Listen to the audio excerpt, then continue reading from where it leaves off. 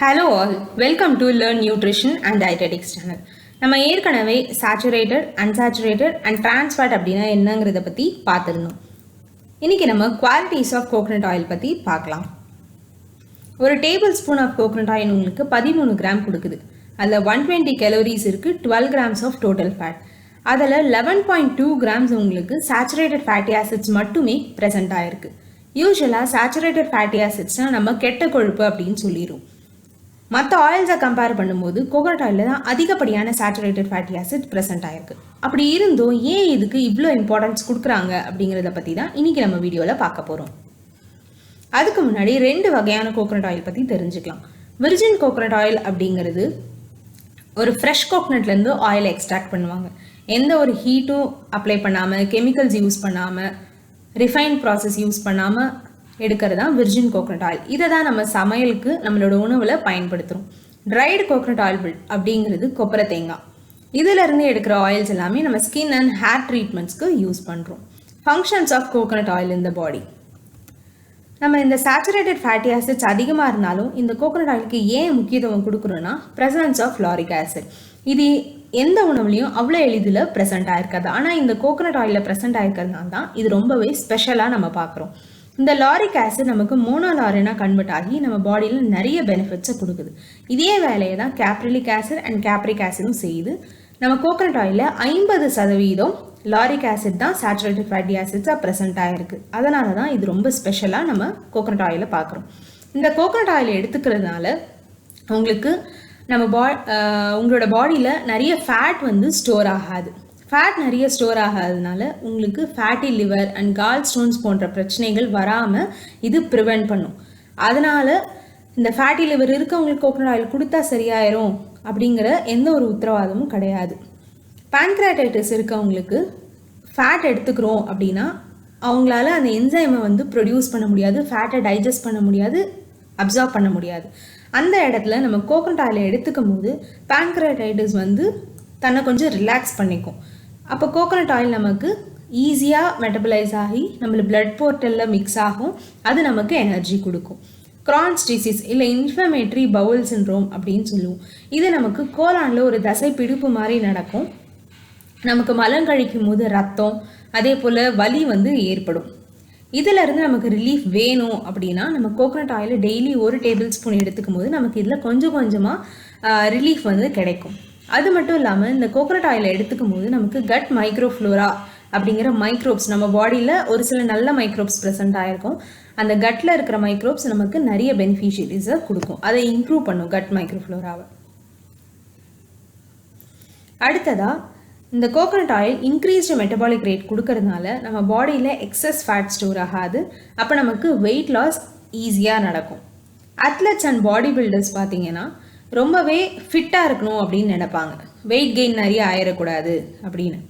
ஆனால் அதே சமயம் அவங்க எனர்ஜிட்டிக்காகவும் இருக்கணும். அப்போ அவங்களுக்கு இந்த கோகனட் ஆயில் கொடுக்கும்போது வெயிட்டும் கெயின் ஆக மாட்டாங்க, அதே சமயம் எப்பவுமே எனர்ஜிட்டிக்காகவும் இருப்பாங்க. கேன்சர் செல்ஸ் அண்ட் வைரல் செல்ஸுக்கு பார்த்தீங்கன்னா குளுக்கோஸ் மட்டும்தான் எடுத்து அதோட வேலையை செய்ய தெரியும். இதே நம்ம ஃபேட்ஸோ ப்ரோட்டீனில் இருக்கிற குளுக்கோஸை பிரித்து எடுத்து அதுக்கு வேலை செய்ய தெரியாது. இந்த நேரத்தில் நீங்கள் கோகனட் ஆயிலை எடுத்துக்கிறீங்க அப்படின்னா அதில் இருக்கிற ஃபேட்லேருந்து எனர்ஜி பிரித்து எடுக்க அந்த கேன்சருக்கோ இல்லை வைரஸ் செல்ஸ்க்கோ தெரியாது. அப்போ அது வலுவிழந்து போயிடும். அதோட வீரியம் குறையுமே தவிர கேன்சர் இருக்கவங்களுக்கோ ஹெச்ஐவி இருக்கவங்களுக்கும் இந்த கோகனட் ஆயில் கொடுத்தா ஃபுல்லாக க்யூர் ஆயிரும், சர்வலோக நிவாரணியாக மாறிடும் அப்படிங்கிற எந்த ஒரு உத்தரவாதமும் கிடையாது. அடுத்தது ஆன்டி ஆக்சிடென்ட்ஸ். இந்த கோகனட் ஆயிலில் ஃப்ளேவனாய்ட்ஸ் அண்ட் பாலிஃபினால்ஸும் ப்ரெசென்ட் ஆகிருக்கு. ஆக்சிடேட்டிவ் ஸ்ட்ரெஸ்ஸும் உங்களுக்கு கம்மி பண்ணுது. Skin infections, eczema, psoriasis, skin rashes, அதுக்கப்புறம் ஏதாவது அடிபட்டுருச்சு, அந்த மாதிரியான ப்ராப்ளம்ஸ் எல்லாத்துக்கும் நீங்கள் இந்த கோகனட் ஆயிலை எடுத்துக்கும் போது ஈஸியாக அதிலிருந்து உங்களால் ரெக்கவர் ஆக முடியும். அடுத்தது எண்டோக்ரைன் கிளாண்ட்ஸ். நம்ம பாடியில் கரெக்டாக ரெகுலேட் ஆகணுன்றதுக்கு இந்த கோகனட் ஆயில் உதவி செய்யுது. Especially thyroid glands. நம்ம பாடியில் கோகனட் ஆயில் எடுத்துக்கும் போது நம்மளோட விட்டமின்ஸ், மினரல்ஸ் அண்ட் அமினோ ஆசிடோட அப்சார்ப்ஷனை இம்ப்ரூவ் பண்ணுது. யூஸ்வலாக போஸ்ட் மெனோபாசல் விமனுக்கு ஆஸ்டியோபோரோசிஸ் ஒரு பெரிய பிரச்சனையாக இருக்கும். அவங்க இந்த கோகனட் ஆயிலை டெய்லி 1 டேபிள் ஸ்பூன் எடுத்துக்கிறாங்க அப்படின்னா அவங்களுக்கு இந்த விட்டமின் டி, கால்சியம் அப்சார்ப்ஷனில் ரொம்பவே நல்லா நடக்கும். அப்போ அவங்களுக்கு இந்த ஆஸ்டியோபோரோசிஸ்லேருந்து கொஞ்சம் கொஞ்சமாக ரிலீஃப் வந்து கிடைக்கும். நம்ம கோகனட் ஆயிலில் ரொம்ப தனித்துவம் மிக்கது அப்படின்னு சொன்னோம், அந்த லாரிக் ஆசிட் ப்ரெசென்ட் ஆயிருக்குன்னு. இது இன்னொரு உணவுலையும் ப்ரெசென்ட் ஆயிருக்கு. என்னன்னா பிரஸ்ட் மில்க், அதுலேயும் வந்து லாரிக் ஆசிட் ப்ரெசென்ட் ஆயிருக்கு. அதனால தான் இந்த கோகனட் ஆயிலை வந்து லோவர் அண்ட் மாடரேட் லெவலில் எடுத்துக்கோங்க அப்படின்னு சொல்லியிருக்காங்க. ஆனால் ஒரு முக்கியமான விஷயம், இந்த கோகனட் ஆயில் எப்போவுமே பிரஸ்ட் மில்க்கு ரீப்ளேஸ்மெண்ட் கிடையாது. குழந்தைங்களுக்கு பிரஸ்ட் மில்க் இல்லைன்னா கோகனட் ஆயிலை கொடுக்கணுங்கிற அவசியம் கிடையாது. அதை எந்த இடத்துலையும் எந்த ஒரு ரிசர்ச் பேப்பர்லையும் குறிப்பிடலை. இந்த கோகனட் ஆயிலோட மதிப்பை காட்டுறதுக்காக, அந்த லாரிக் ஆசிடோட ப்ரெசன்ஸை சொல்கிறதுக்காக தான் அதை கொடுத்துருக்கோம். மீடியம் செயின் ட்ரைக்ளிசரைட் மட்டுமே ஒரு சில கண்டிஷன்ஸ்க்கு ஒரு முக்கியமான ஒரு டயட் ரீப்ளேஸ்மெண்ட்டாக இருக்குது. கைலியூரியா அப்படிங்கிறது லிம்ஃபாட்டிக் சிஸ்டம்லேருந்து லீக்கேஜ் ஆகும். அது நம்ம கிட்னியில் போய் மிக்ஸ் ஆகி நம்மளோட யூரின் பார்த்திங்கன்னா ரொம்ப வந்து மில்கி ஒயிட்டில் வந்து வரும். அதுதான் கைலியூரியா அப்படிங்கிற ஒரு கண்டிஷன். இதில் இருந்து நம்ம வந்து கிட்னியை ப்ரெஷர் பண்ணக்கூடாது, லிம்ஃபாட்டிக் சிஸ்டம்லேருந்து லீக்கேஜை தடுக்கணும். அப்படிங்கிறப்போ நம்ம இந்த மீடியம் செயின் ட்ரைக்ளிசரைட் எடுத்துக்கிட்டோம் அப்படின்னா இது எல்லாமே நடக்கும். நமக்கு யூரினும் நார்மலாக வரும், லீக்கேஜஸ் லிம்ஃபாட்டிக் சிஸ்டம்லேருந்து வர்றதை தடுக்கலாம். ஷார்ட் பவல் சிண்ட்ரோம் அப்படிங்கிறது ஒருத்தருக்கு ஸ்டொமக்லேயோ இல்லை டியோடினம் ஸ்மால் இன்டெஸ்டைனில் வந்து ஒரு சர்ஜரி நடக்குது அப்படிங்கிறப்போ அவங்களுக்கு டியோடினம்லாம் ரிமூவ் பண்ணிடுறாங்க, இல்லை ஸ்மால் இன்டெஸ்டைனில் ஒரு பர்டிகுலர் பார்ட் ரிமூவ் பண்ணுறாங்க அப்படின்னா அவங்களால ஃபேட்டை ஈஸியாக வந்து மெட்டபிளைஸ் பண்ண முடியாது. பாலி அன்சாச்சுரேட்டட் ஃபேட்டி ஆசிட்ஸ், அப்புறம் லாங் செயின் ஃபேட்டி ஆசிட்ஸ் எல்லாத்தையும் அவங்களால டைஜஸ்ட் பண்ண முடியாது, இல்லை அப்சார்ப் பண்ண முடியாமல் இருக்கும். அவங்களுக்கு நம்ம இந்த மீடியம் செயின் ட்ரைக்ளிசரைட் கொடுக்கும்போது அவங்களுக்கு ரொம்பவே ஹெல்ப்ஃபுல்லாக இருக்கும். அடுத்தது கீட்டோ டயட். கீட்டோ டயட்டோட மெயின் ரோல் என்னென்னா ஃபேட் அதிகமாக கொடுப்பாங்க, கார்போஹைட்ரேட்ஸ் கம்மியாக கொடுப்பாங்க. அதுலேயும் கீட்டோ டயட்டில் கிட்டத்தட்ட 50% மீடியம் செயின் ட்ரைக்ளிசரைட்ஸாக கொடுப்பாங்க. என்னென்ன கண்டிஷன்ஸ் பார்த்தீங்கன்னா epilepsy, Alzheimer disease, GLUT1 deficiency. இந்த ஓவரால் வீடியோவில் கோகனட் ஆயில் பார்த்தீங்கன்னா பெனிஃபிட்ஸ் சொல்லியிருந்தோம். அதே சமயம் எல்லாத்துக்குமே இது ஒரு சர்வலோக நிவாரணையாக இருக்காது.